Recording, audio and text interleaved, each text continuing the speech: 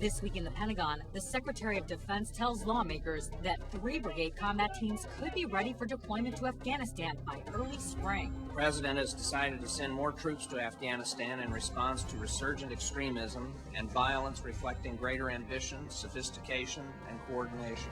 Plus, a new warning about a home improvement scam targeting service members. Never give the final payment until everything is absolutely, completely, 100% done. And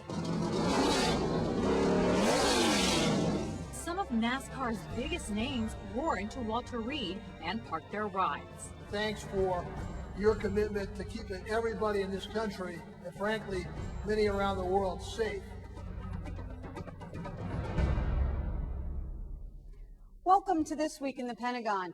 I'm Master Sergeant Erin Roberts. It's news that is dominating world headlines. This past week, Wall Street, headquarters for the financial industry here in the United States, suffered economic losses so great that the federal government has had to step in. Here's a look at how it happened. News of a possible collapse of the U.S. financial markets last week left many Americans worried about their own personal savings. No matter how close to retirement, all Americans and investors will feel the effect. I think this is the most significant financial crisis in the post-war period. So what caused the current financial crisis? How did it happen? Experts say bad housing debt. Traditionally, home loans were made directly from banks, and those loans paid back to the same bank. But in this case, those bank loans were sold to Wall Street and were traded like stock. When homeowners began to default on their mortgages or were unable to pay back their loans, several big financial firms went under. Now the economy is feeling the effect of that bad lending. Banks are making it harder to get credit, which enables consumers to make purchases for things like houses, cars, and other consumer goods. U.S. Treasury Secretary Henry Paulson appeared on the Sunday morning news show Face the Nation. We felt this was the best way to stabilize the situation, unclog the system so that it can work. To get the economy back on its feet, the federal government is proposing to buy up the bad mortgage debt. The proposal would be one of the biggest government bailouts in history, costing somewhere in the hundreds of billions of dollars. I hate the fact that the taxpayer is going to be at risk, but the taxpayer was already at risk, and I think this is going to minimize the cost to the taxpayer. We as a people always work through these situations. Coming up in the show, we'll hear from a financial expert on what impact the current markets have on service members and what specifically can be done to protect your individual investments. But now we change direction and move on to Capitol Hill, where this week the Defense Secretary issued a progress report before the Senate Armed Services Committee on the wars in Iraq and Afghanistan. The secretary told lawmakers that we must do better in Afghanistan to counter an increasingly committed enemy. He said U.S. commanders have requested an additional 3 brigades be sent there. Without changing deployment patterns, without changing length of tours, we do not have the forces to send 3 additional brigade combat teams to Afghanistan at this point. My view is that those forces will become available probably during the spring and summer of 2009. Secretary Gates says the U.S. should give careful consideration to how heavy a footprint it should have in Afghanistan. He says it may be wiser to concentrate more on building up the Afghan security forces rather than just increasing U.S. forces. As for Iraq, Secretary Gates says the U.S. military has entered the endgame. Continuing drawdown is possible because of the success in reducing violence and building Iraqi security capacity. Even with fewer troops in Iraq, U.S. troops in Iraq, the positive trends of the last year have held and in some cases steadily continued in the right direction. Pentagon Press Secretary Jeff Morrell held a news briefing September 24th and announced the Department of Defense is examining its operations and strategy in Afghanistan. So that various departments within this government have been tasked to take a look at our Afghan strategy and are in the midst of doing that, and will ultimately contribute their product to an effort that's underway at the White House. Mr. Morell also addressed the potential impact of the current financial crisis on the Department of Defense. In good times and in bad, when the market is up and when it is down, the Congress has been consistent in its support throughout history of our nation's defense, and I don't see any reason why that would change now. Also in the Pentagon on September 25th, the Air Force announced it is taking administrative action against 15 officers in connection with the 2006 mistaken shipment of nuclear weapons components to Taiwan. The actions announced today have been briefed to Secretary Gates and to the appropriate committees of Congress. While this closes out personnel-related actions in connection with the Donald Report, there remains more to do. Secretary Donnelly says he and other Air Force officials have been working to rebuild confidence in the nuclear mission. The Department of Defense kicked off its 2008 combined federal campaign September 23rd in the Pentagon with Deputy Secretary of Defense Gordon England, who's the federal campaign's vice chairman. We are in a position that we can help people who are less fortunate. And so we do have an opportunity to make a mark on the community. This is the most successful workplace fundraising program in the entire world. And in the D.C. area, it is the singular first place fundraising event in the entire world. We raised $61 million last year. All that stuff picked up from here. At the top of the agenda this year, hurricane relief.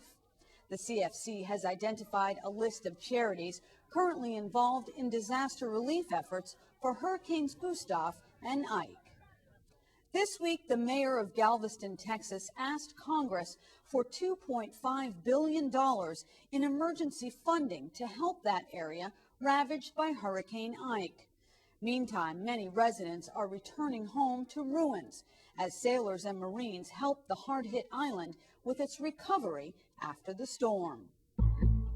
Grief and gridlock as thousands of residents from Galveston, Texas cram Interstate 45 to head back home for a heartbreaking homecoming. City officials allowed displaced residents to return to their homes Wednesday, but instructed them to brace for the worst. Electricity is scarce and much of the city is infested with mold and snakes. FEMA officials advised homeowners to come prepared. It is important that as people return to the island, that they bring commodities back with them, that they become self-sufficient when they return to the island, both from a food and a water perspective. Hey, tow truck, ramp down. Over 1,000 sailors and Marines from the amphibious assault ship USS Nassau from Virginia arrived in the area. They brought much-needed equipment, supplies, and manpower to help rebuild the beach. Many of these soldiers helped restore New Orleans after Hurricane Katrina. All say they're just glad to help. I've been to Iraq, and I've been to Paraguay, Brazil, Thailand, Philippines. I've been to a lot of places, and this is the first time I actually get to help out fellow Americans, so I'm really excited about being here. I mean, my father lives in Texas, you know, and in fact, I'm supporting my own family. I mean, I'm supporting everybody that helps me out on a daily schedule. Teams of guardsmen are also working with the state of Texas and Galveston's mayor to continue to clear debris and support rebuilding the city. This is our island. We're going to rebuild it, and we're going to rebuild it bigger and better than it was. But when you come back, it's not going to be the same Galveston Island you left. At least 61 deaths, 26 of them in Texas, have been blamed on Hurricane Ike.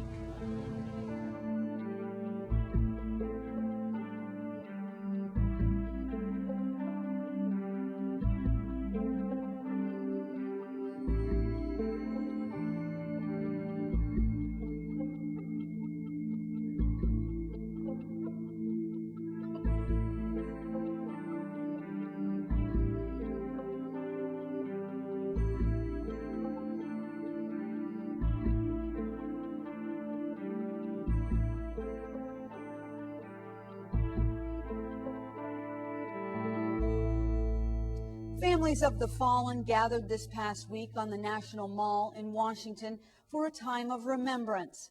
As Army Sergeant John Mann reports, the ceremony was a chance for families across the country to come together and remember those they've lost.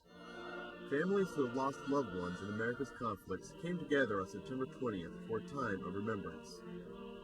Probably the most important thing we can do for the veterans of all the wars and the families of all the veterans is to remember their sacrifice so that we can live the way we live today. Political and military leaders expressed their condolences and honored the families of the fallen, many of them wearing their grief for all to see. Well, hopefully, we've gathered together musical and verbal tributes to all of these people, and we can let them know that their country appreciates their loss and their sacrifice in so many different ways. Usually sharing a loss makes the load a little lighter, and we hope gives them some peace and comfort about the valor and heroism of their family members. The ceremony climaxed when children who lost a parent in Iraq or Afghanistan were given gold medals of remembrance and were honored by military leaders. This is so the children will understand forevermore how much their country appreciates what their moms and dads have done for us. And people do appreciate what's going on, what the veterans are doing, the soldiers are doing over there when the veterans have come back. And I'm real pleased to see that.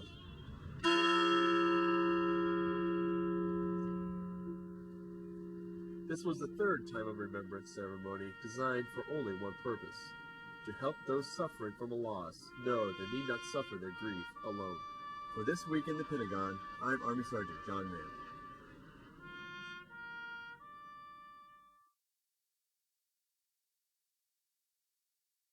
Mann.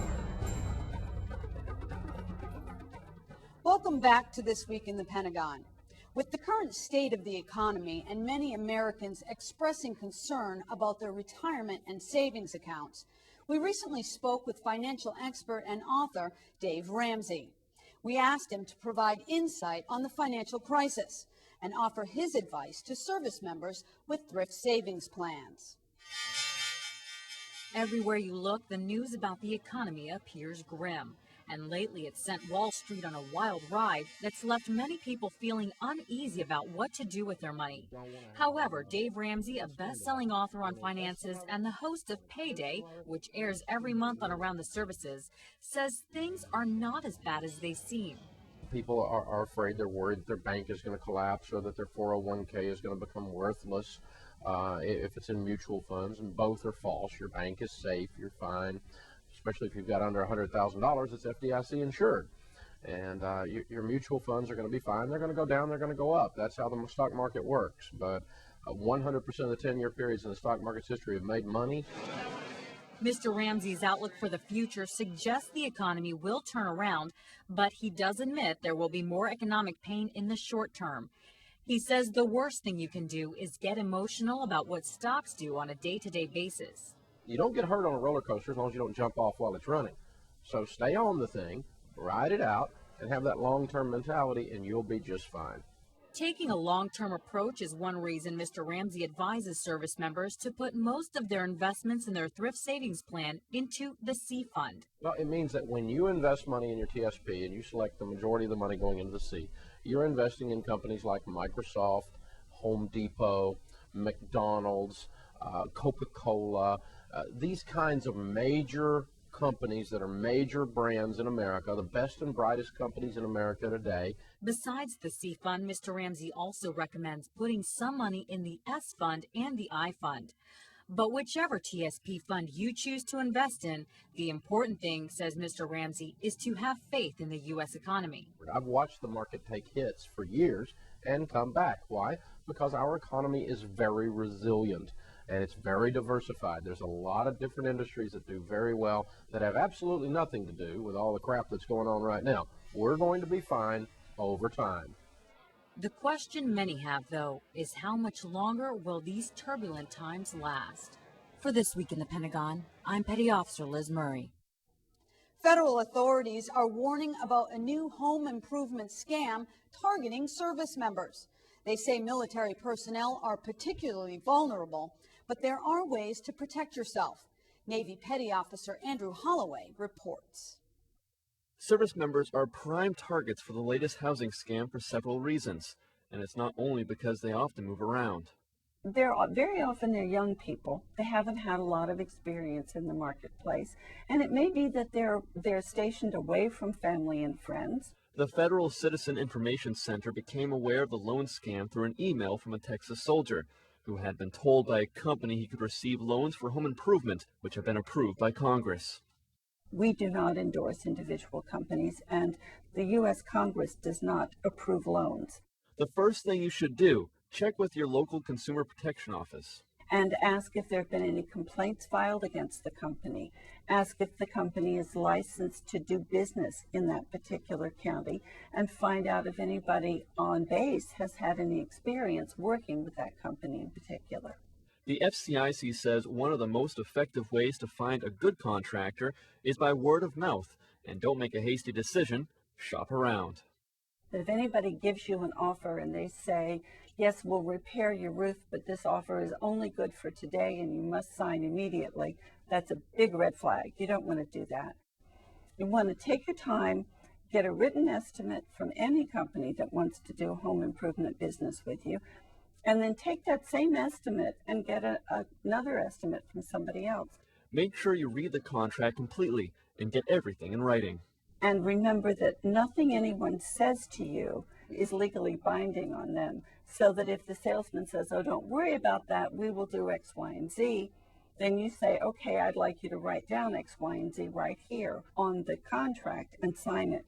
Be leery of companies that want a big payment up front. Always use a payment plan. And never give the final payment until everything is absolutely, completely, 100% done. Under the Fair Credit Act, you have the option to withhold payment if you use a credit card. Just be sure to let the credit card company know. There's much more free information on the FCIC's website, including the Consumer Action Handbook. It can tell you how to find a mortgage, how to buy a car, whether it's a new car or a used car. It has lots of information about saving energy and saving money. Just log on to pueblo.gsa.gov to either download or order materials through the email. For This Week in the Pentagon, I'm Petty Officer Andrew Holloway.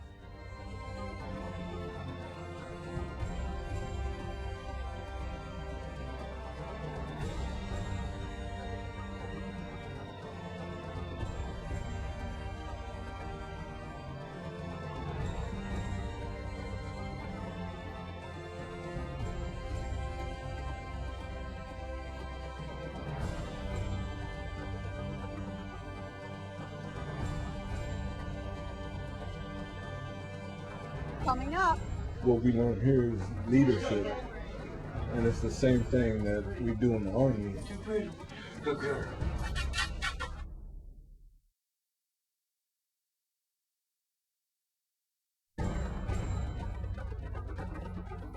Welcome back to This Week in the Pentagon.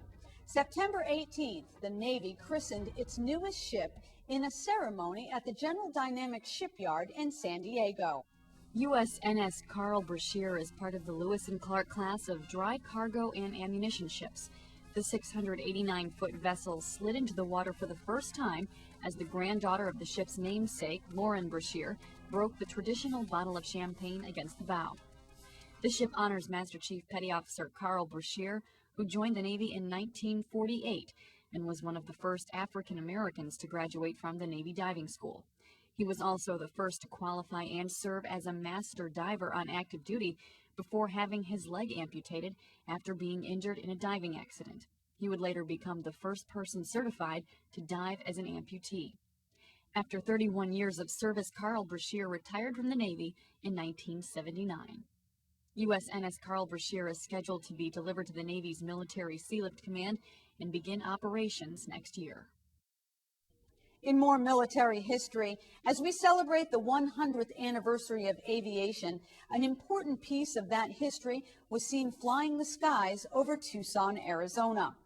The fully restored B-17 bomber Liberty Bell was on display for residents to enjoy, and the aircraft also took to the sky. The Liberty Foundation, which restored the plane, takes it on trips across the country for educational tours. Liberty Bell is one of just 14 B-17s from World War II, still flying today. To date, the restoration of this one B-17 has totaled $3 million, and maintenance is ongoing. We all know the familiar saying, you can't teach an old dog new tricks. Well, for wounded soldiers recovering at Walter Reed, they say you can. And for some dogs who've been neglected and abandoned, one group of service members are saying you can teach a dog new tricks. Sit. Pretty, too pretty. Good girl. Not the sort of commands you'd normally hear among service members. But this is not your average military training session. Once you know the sit stay, I can get them to stay there and walk away. While it's wounded warriors who are conducting the training, everyone is learning something. All right, we're going to teach our puppies how to crawl, okay? Sit. I got lucky because I got the smart one. The program is a joint one between Walter Reed Army Medical Center and the Washington Humane Society. Soldiers learn how to train dogs, and the shelter winds up with more adoptable pets. All of those animals are having an opportunity to learn, to understand, and have better self-control, have more adoptable kennel presentations, so that when visitors are visiting them, the dogs are sitting and they're focusing and they're paying attention. And teaching them some manners has worked.